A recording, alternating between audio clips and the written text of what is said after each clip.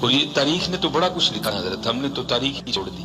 میں تو کہتا ہوں مسلمانوں تمہارے پاس تو 1400 سال کی تاریخ ہے اللہ کے بندے، اور تم پڑھتے تمہاری عمر ختم ہو جائے، تم سے ایک صدی بھی ختم نہیں ہونی۔ ہمارے بزرگ ہمیں اتنا کچھ دے کے گئے ہیں۔ تو یہ بڑا خوبصورت نام ہے ہماری تاریخ کا۔ تو حضرت سے مجھے بڑی عقیدت ہے، بہت بڑا بابا ہے حضرت سلطان ابراہیم بن ادم رحمۃ اللہ تعالی۔ تو یہ حضرت کو عام بابا نہیں، ہم تو حضرت آج 5 روپے ہی نہیں نہ چھوڑتے۔ یہ ہوا جس نے اللہ اور اللہ کے رسول کی محبت میں بلخ کی بادشاہی کو ٹھوکر ماری تھی۔ ہم تو 5 روپے ہی نہیں چھوڑتے، بلخ کی بادشاہی چھوڑی تھی۔ کوئی سوکھا کام نہیں حضرت جی، یہ لباس اٹھا کے گدڑی پہننا ہے، کوئی بچوں کا کھیل نہیں ہے، لیکن اس نے دے ماری ٹھوکر حضرت۔ لکھا ہے کہ یہ ایسا بادشاہ تھا کہ جب حضرت اپنے بستر پہ لیٹا کرتے تھے نا، تو لیٹنے سے پہلے آپ کے بستر پر 2.5 من 100 کلو گلاب کی پتیاں ڈالی جاتی تھی، تو پھر حضرت سلطان ابراہیم بن ادم رحمۃ اللہ تعالی اپنے بستر پہ لیٹا کرتے تھے۔ تو بزرگ کہتے ہیں کہ وہ خادمہ جو عرصہ دراز سے اس خدمت پہ مامور تھی، تو ظاہر روز جو ڈالتی تھی، تو ایک دن خیال آیا چل پلا جی میں بھی تو لیٹ کے دیکھا کیویں دا بستر ہے۔ تو ظاہر ہے تھکی تھی سارے دن کی، بس لیٹی تو آنکھ لگ گئی۔ بس آنکھ اس وقت کھلی جب وجود پہ کوڑا پڑا، تو اٹھ کھڑی ہوئی تو کیا دیکھا، جلاد بھی ہے، سلطان ابراہیم بن ادم بھی ہے، غصہ چڑھا ہوا۔ آپ نے فرمایا تیری اتنی جرت ہے کہ تو ایک لونڈی ہو کے میرے بستر پہ لیٹتی ہے؟ جلاد کو کہا مارو کوڑے اور اس کی کھار ادھیڑ کے رکھ دو۔ وہ کوڑے پڑے، ظاہر انسانی وجود تھا، درد ہوئی، رو پڑی، چیخو پکار کی، لیکن تھوڑی دیر بعد نہ اس نے چیخنا بند کر دیا، رونا بند کر دیا اور مسکرانے لگ پڑی۔ حضرت بھی بڑی جہاں دیدہ شخصیت کے مالک تھے۔ آپ نے جلاد کو فرمایا چھوڑ دو، اس نے چھوڑ دیا۔ آپ نے اس خادمہ کو پوچھا پہلے تو رو رہی تھی اب ہنس رہی ہے، یہ کیا ہے؟ عرض کرتی حضور وجود ہے، کوڑے پڑے، درد ہوئی، رونا ہی تھا۔ آپ نے فرمایا اصل سوال یہ ہے کہ ہسن کیوں نہیں؟ عرض کی تھی حضور اے سوچ کے ہسیاں میں سون لی تو نہیں لیٹی ہے، میں تو دیکھنے کے لیے لیٹی تھی، تو اتنے کوڑے پڑے ہیں، یہ سوچ کے مسکرا رہی ہوں جو کئی سالوں سے سو رہا ہے اس کو کتنے پڑیں گے؟ جڑا کئی سالہ تو سون رہے ان کتنے پڑیں گے؟ ہاں اسی لیے تو کسی نے کہا تھا نا، جاگ مسافر جاگ، نہ کر نیند پیاری، ایس مسافر خانے اندر لٹے کہیں بیوپاری۔ ہم سے تو پہلا سبق نہیں یاد ہو رہا، اگلا کس کو سنائے؟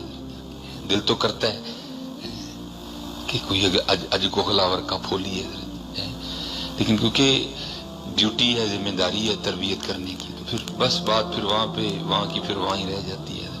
دل تو کرتا ہے کوئی ایسی بزم ملے کہ جہاں جو ہے نا بات تو تھوڑی سی اگلی ہو حضرت۔ یہ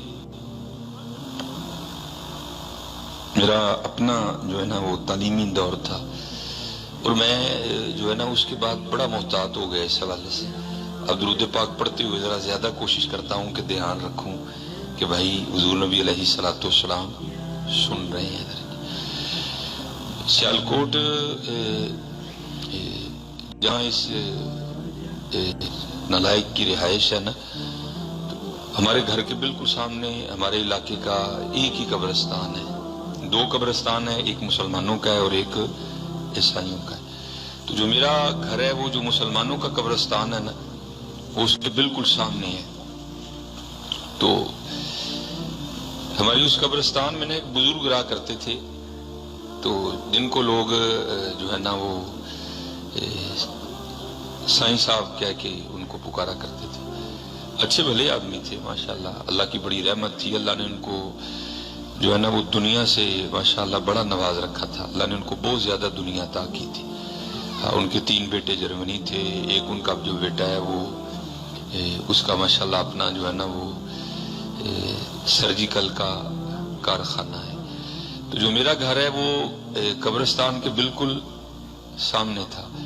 تو جو ان کا گھر ہے قبرستان کے اس سمت ہے، اس سمت قبلے والی سمت نا، ہمارے ادھر اس سمت ہے۔ تو میری ان سے بڑی محبت تھی ماشاءاللہ، دانا آدمی، بڑے سیانے، بڑے کاروباری۔ بس حضرت پتہ نہیں کوئی تار ہی لگئی یا کسی کی نظر پڑ گئی، تو اس مرد کلندر نے دنیا کو خیر آباد کا اور اس نے آ کے قبرستان میں ڈیرا لگا لیا۔ تو ایک دن نا میں مدرسے سے ہمیں چھٹی تھی، 9-10 मुहर्रम, तो मैं सियालकोट वापस आया हुआ था। तो ज्यादातर आदत होती थी कि फालतू बैठने से बेहतर है बंदा किसी अल्लाह वाले के पास बैठ जाए। नेक बंदे दी सोबत है जिमें दुकान तारा है, लइए ना लइए खुले आना।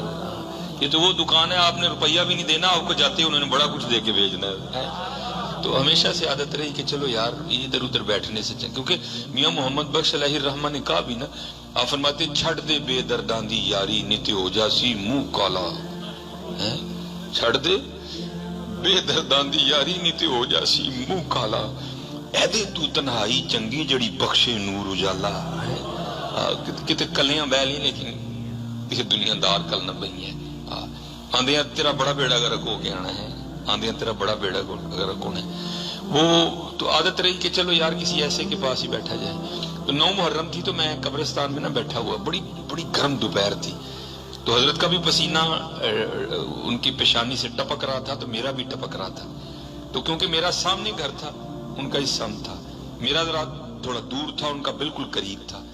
तो अब तो आ गए ना ये चिलर वगैरह आ गए, तब वो विंडो एसी होता था, तो उनके घर का ना विंडो एसी चल रहा था, आवाज भी आ रही थी। तो मेरे दिल में ख्याल आया, वाह बाबे की कीते ही किड्डा यख ठंडा कमरा होना है, कितने आके सड़न डे। तो मैंने अर्ज भी कर दी, मैं हजूर वेखो ना किड्डा यख ठंडा कमरा है, तो ऐ की कीता है। तो मुझे बड़ा जबरदस्त जवाब दिया, मैंने फरमान लगे मौलवी सुलेमान एक गल ते दस, मैं जनाब वो खीर ठंडा कमरा छड़ के किथे आना है? मैं जनाब इत्थे ही आना है। फरमान लगे 4 मोंडियां ते जो आना ही मैं आप ही आ गया। 4 मोंडियां ते जो आना सी मैं आप ही आ गया। अल्लाह हज़रत, मैं आपको ये तालीम नहीं देने आया कि अब ज़ारे कब्रिस्तान चले जाओ, और ना हमारे नबी करीम अलैहिस्सलाम की ये तालीम है। नबी अलैहिस्सलाम ने इसको पसंद नहीं फरमाया, हुज़ूर नबी अलैहिस्सलाम ने मुआशरत को पसंद फरमाया। बस इतना कहूंगा यार, जिथे मर्जी रहो, कोठी च रहो, कार च रहो, बंगले च रहो, चुग्गी च रहो, बस इतना याद रखियो जाना सी भी कब्रिस्तान ही है। इतना बस याद रखना, बच जाओगे। कहीं इस वहम में ना पड़ जाना कि हमने नहीं जाना। बस इतना याद रखना कि जाना हमने भी कब्रिस्तान ही है। बस इतना बस याद रखना, वक्त अच्छा गुजर जाएगा। जिस दिन भूल गए ना, उसी दिन काम खराब।